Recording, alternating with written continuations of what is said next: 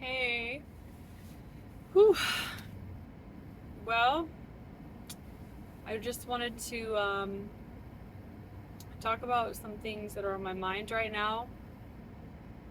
The topic of resilience, of course, as always. Um, Sometimes we don't feel resilient. We don't feel like things are going in our correct direction. We feel powerless. We feel trapped. We feel like in the past I would just do this and get myself out of this situation, and then we feel stuck. Um, like, well, I have to be patient. I can't just take things into my control anymore. And then it's this feeling of like imagining ourselves as being in a torture zone or some other nice way to say it, of just being like forced to be unhappy and feel bad about ourselves and be bored and all these other things until we get out of the situation that we're in. And there's we could always use logic to dissect and back up why all those points are true. But if our purpose and goal is to feel good, to be kind to ourselves and let ourselves feel good so that we can just not experience pain, that's not going to prevent us from having our goal. Like, not experiencing suffering, it's just going to make it easier for us to have more energy and more encouragement and more optimism to get to our goal, to get out of the situation. So I think in the past, what I used to do, which I would say is probably, depending on your circumstance, most likely not a very resilient way to go around things. I would just be thinking of how horrible it was, the situation, the circumstance, to the point where I would just eject myself from the situation. I just be like, oh, got rid of that, hands clean. And because of that, I had a lot of really good experiences and alternative lifestyle kind of experiences that a lot of people haven't had, and I'm grateful for all of that. But also, while like steering the direction of my life in a different way, trying to approach things with a different, just a different strategy, I'm having to adapt my strategy to be like, to have a little bit more patience, because I know that the reward is going to be worth it. The reward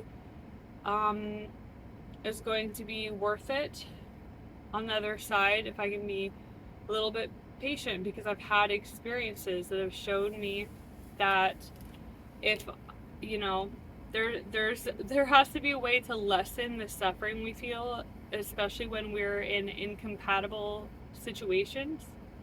There are definitely such a thing as incompatible situations, but also just to help ourselves connect to our environment and keep up the hope that we even are capable of connecting to the people in our environment and good environments, because they do exist out there somewhere. Like, safe, good environments do exist. In order to have that reality be open to us, we kind of have to keep faith and act like as much as possible, trying to exist in a bubble of shielded happiness and positivity so that we are able to kind of speak the same language, and play the correct role to make these things come alive, these co-created experiences come alive, because we aren't just the ones creating and manifesting the quality of experience. It's also other people, and we ping off others, they ping off of us. So we have to be able to play that role, and I know how difficult it can be when we just feel so overwhelmed, so unhappy, just looking like, why is this on my plate today? Like, why, what am I doing again? Why am I doing this? What's the purpose?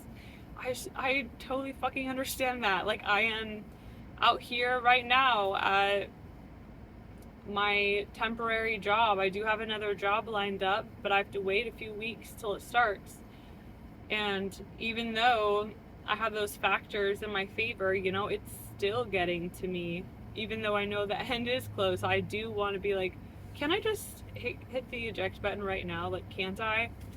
But sometimes we have to use things to our advantage and just build up that sense of resilience to refuse to feel any lesser than just because we are in incompatible environments, because we are in compassionless, inhumane environments, because we are in chaotic and just cold, uncaring environments.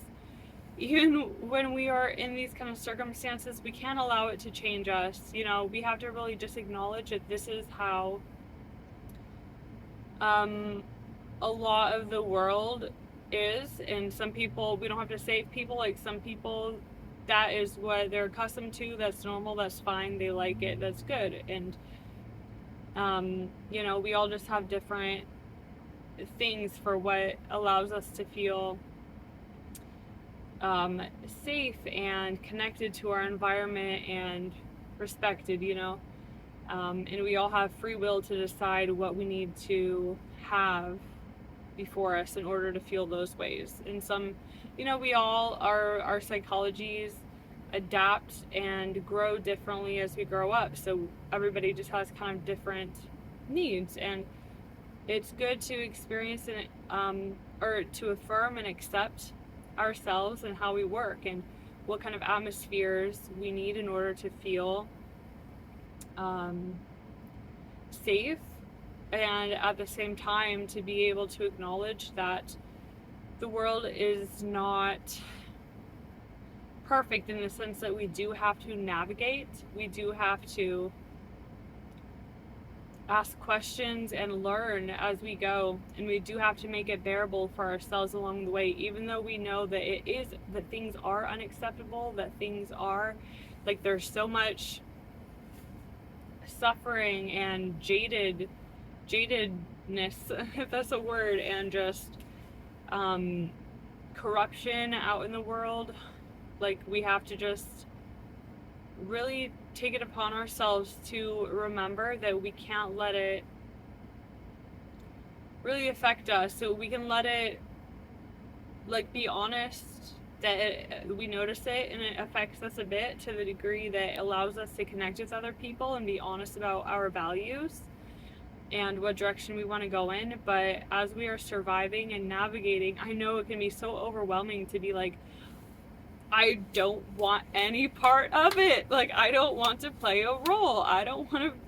But sometimes, like, just at the point we are in history, and we also got to kind of be grateful, I think, for the part of history we do live in, that we even have access to amazing tools like the internet, like, well, the internet connecting ideas and people together in incredible ways that are totally new to the history of the world. And, you know, how empowering it truly is, and how blessed we truly are to have access to the internet and access to other people to the internet.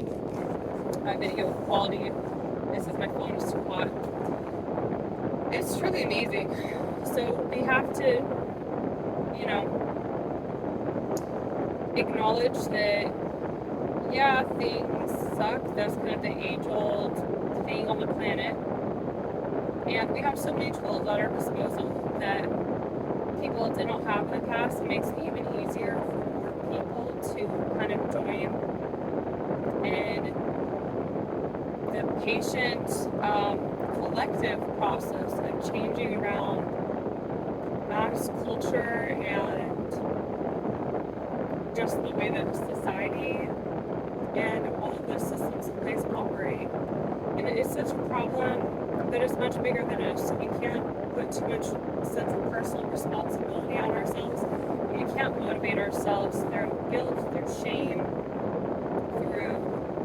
any of these types of really primitive psychologies, you know. We have to just remember to motivate through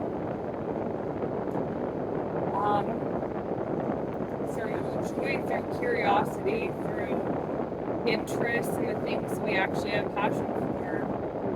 Not feeling like we have to force ourselves to do something, be a certain person for some kind of strategy's sake, but that being and getting in touch with who we actually are, what really moves us, what motivates ourselves, and that is the key to being able to play the role that we are designed and best equipped to play in all of this. So just remember, you know, when things get overwhelming in whatever situations you are in, you just want to press that eject button. Like I totally get it. Totally get it. But just ask yourself, is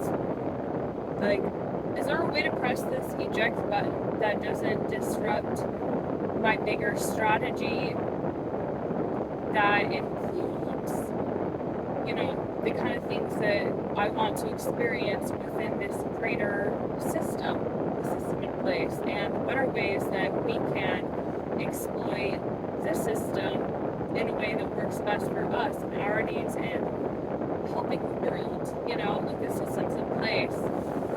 Let's assume that, you know, to a degree there's not any trash out there, that anything can be repurposed, and kind of like weeds, you know, like a weed is just a plant in a place you don't want it at the moment. Like all weeds have important biological functions and abilities. You know, just that kind of mindset, instead of using the same like suffocating and controlling silencing type of mindset, suffocating, you know, instead of using that type of mindset that is that causes so much corruption within the system, and applying that to like us trying to fight against the system, like just refusing to take that line of questioning, because that'll kind of make us become compatible in those worlds, you know, or those like social subcultures. And it depends on what role you want to play. Maybe that is best for you. That's good. That's good if it is. But I know for me personally that my role is to really embrace seeing the value in everything. And even if I don't personally have a use for it, knowing that there is a use for it in some specific niche out there, in some specific context. And maybe some things just have to happen very slightly and subtle to change the whole perspective and interpretation. And I think that that line of thinking, we should apply that to the way that we solve problems and try to strategize practical problems in our lives, because that is kind of practice for the ways that we interpret ourselves and other people, which really helps continue to have that sense of trust and stability, so that we can continue to be available, continue to show up, continue to be consistent, and continue to forge ahead in this really unpredictable and sometimes brutal world, you know, but that you know, we gotta look out for ourselves, you know, and like depending on like the kind of quality of life you want to have, like think about the kind of quality of life you want to have, and what kind of are the practical, real world things you need in place in order to experience that quality of life, and in order to build a foundation for the long-term quality of life that you want, the things that really motivate you to experience later down the road. like I know for me, like my land has been a dream of mine for like, I didn't really actively think of it as a teenager, but at least since like my 20s, my early 20s, um, I like thought actively about like, oh yeah, I need to buy land. And yeah, just really think about those things that motivate you and your dreams, and let kind of love for that and love for yourself become that primary focus, so that you can turn down the volume of all the little distracting things that don't matter. It really does not pertain to you, your life, your goals, your humanity, the situations that you're forced to adapt to in order to put yourself first, your goals first, and the people you love first. All those little things. We gotta turn down the volume on it, because it really does not compare to the magnitude of how important our visions are, and how important what we dream for deserves to come alive and come about, and our showing up. Like everybody is required. We gotta allow ourselves and have that conviction that we are needed to show up and to play our roles as being as resilient as possible, so that we can bring our hard-earned wisdom and insight and just values to the table and help. I mean, what's the point of being alive if it isn't to enjoy being alive and fight for the things that support enjoying being alive, and just putting things into perspective. We gotta be grateful for how things have changed compared to medieval times or something. Like things change so amazingly, and we gotta really take it to our advantage. And yeah, so that's just what's on my mind today. And I affirm for you that these small